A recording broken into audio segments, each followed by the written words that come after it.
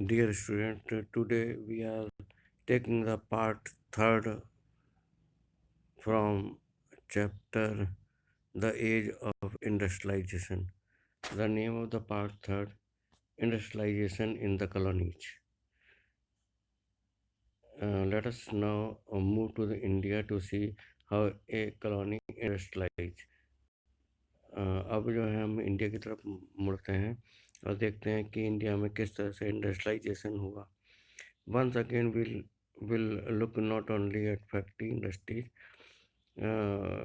एक बार हम दोबारा फैक्ट्री इंडस्ट्रीज पर न केवल देखेंगे but also at the non mechanise sector. हम जो है नॉन मैकेनाइज सेक्टर्स को भी हम देखेंगे. We will limit our discussion primarily to textile industries. In the beginning, we will talk about only the textile industries and the age of Indian textiles. Indian textiles का युग. Before the age of the machine industries, machine industries से पहले silk and cotton goods from India dominated the international market in textiles. Bharat में जो silk और cotton के जो goods थे उन्होंने जो है इंटरनेशनल मार्केट में टेक्सटाइल के मैटर में डोमिनेशन कर रखा था. मीन टू से भारत का काफ़ी प्रभाव था सिल्क और कॉटन के गुड्स का. Courser cotton were produce in many countries. बहुत से देशों में जो है मोटे कॉटन्स के कपड़े प्रोड्यूस किए जाते थे. But the फाइनर variety often came from India. लेकिन जो अच्छी क्वालिटी के कपड़े जो होते थे, फाइन क्वालिटी के कपड़े जो होते थे दैट कम फ्रॉम इंडिया, वो का इंडिया से ही आते थे. American and Persian merchant took the goods from Punjab to Afghanistan, eastern Persia and central Asia. और अमेरिकन और पर्शियन व्यापारी जो होते थे वो गुड्स को पंजाब से लेते थे और वो अफगानिस्तान, ईस्टर्न पर्सिया और सेंट्रल एशिया तक जाते थे. Bales of fine textiles were carried on camels back via the north frontier. और जो कपड़े की गांठें होती थी वो ऊँट के माध्यम से नॉर्थ वेस्ट फ्रंटियर तक जाती थी. Through the mountains passes and the across deserts. वो माउंटेन पासेज और पहाड़ों डेजर्ट्स को पार करते हुए. A vibrant sea trade operated through the main pre colonial port. और एक फलता फूलता व्यापार जो समुद्री व्यापार था वो प्री कॉलोनियल पोर्ट्स, जो कॉलोनियल्स टाइम से पहले के जो बंदरगाह थे उनसे किया जाता था. Surat on the Gujarat coast connected India to the Gulf and Red Sea ports. और सूरत में जो बंदरगाह था गुजरात के अंदर वो भारत को गल्फ के कंट्री से और रेड सी के कंट्री से ऐड करता था. Masulipatnam on the Coromandel coast and Hugli in Bengal. Masulipatnam जो कोरोमंडल कोस्ट पर था और हुगली जो बंगाल में बंदरगाह था. That had trade link with the south east Asian port. उनका व्यापार जो था साउथ ईस्ट एशियन पोर्ट से था. मसलीपट्टम कोरोमंडल कोस्ट और हुगली बंगाल के अंदर. A variety of the Indian merchant and bankers were involved in the network of the export trade.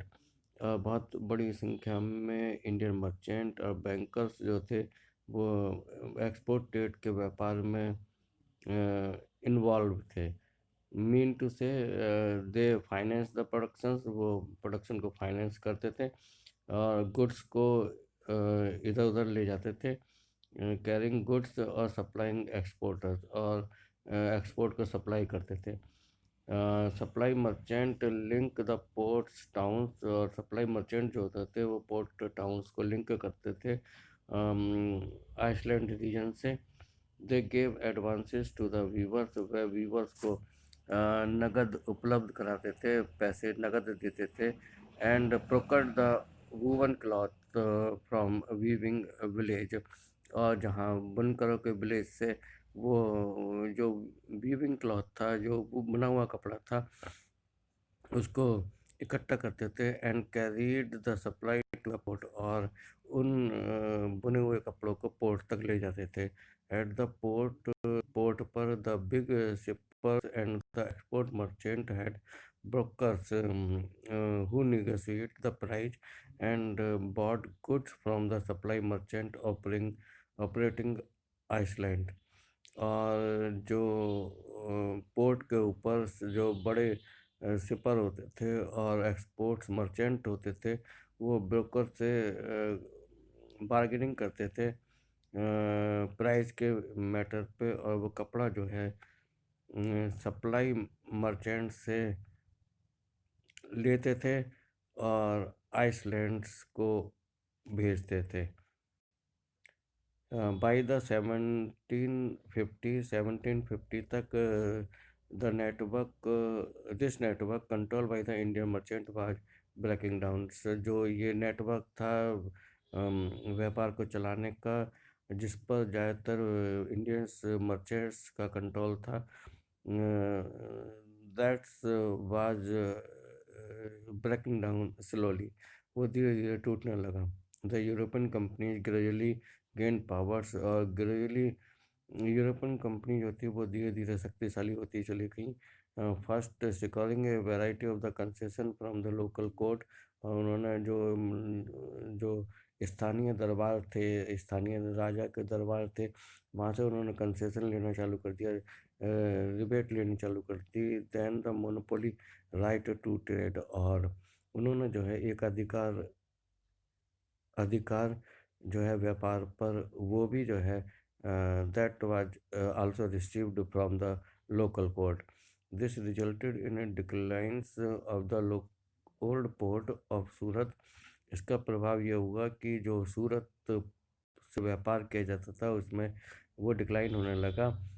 और हुगली से जो व्यापार किया जाता था, through which local merchant had operated, जहाँ से लोकल मर्चेंट ऑपरेट करते थे, that trade was also declines, that was done from the Surat as well as the Hooghly। Export from these ports fell dramatically, और export इन port से वो नाटकीय रूप से काफ़ी गिर गया। The credit that had finance the earlier state, जो क्रेडिट जिसके माध्यम से पुरानी ट्रेड को, पहले वाले ट्रेड को फाइनेंस किया जाता था, वो धीरे धीरे सूखने लगा या कम होने लगा। एंड द लोकल बैंकर्स, और जो लोकल बैंकर्स थे, they were also going to be bankrupt, और वो धीरे धीरे बैंकक्रप्ट हो गए, दिवालिया हो गए। In the 17 in the last year of the 17th century के आखिर में, the gross value of the trade that pass through the Surat, और जो ट्रेड जो व्यापार किया जाता था सूरत से, वो गिरकर जो है 16 मिलियन रह गई। By the 1740 it had slump to the 3 millions, और जो है 1740 तक it went down from 16 million to 3 millions रह गई।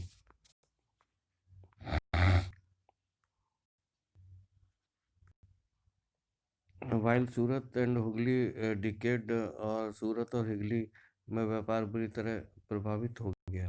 बॉम्बे एंड कलकत्ता ग्रू, बॉम्बे और कलकत्ता जो है वो बढ़ने लगे।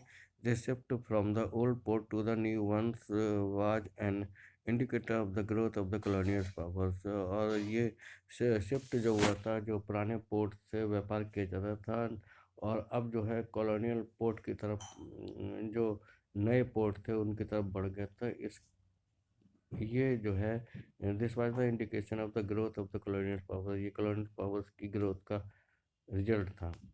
Trade growth trade through the new port came to be control by the European companies. और ट्रेड जो नए पोर्ट से किया जाता था वो जो है that was control by the European companies, वो यूरोपियन कंपनीज के द्वारा रख रख देना,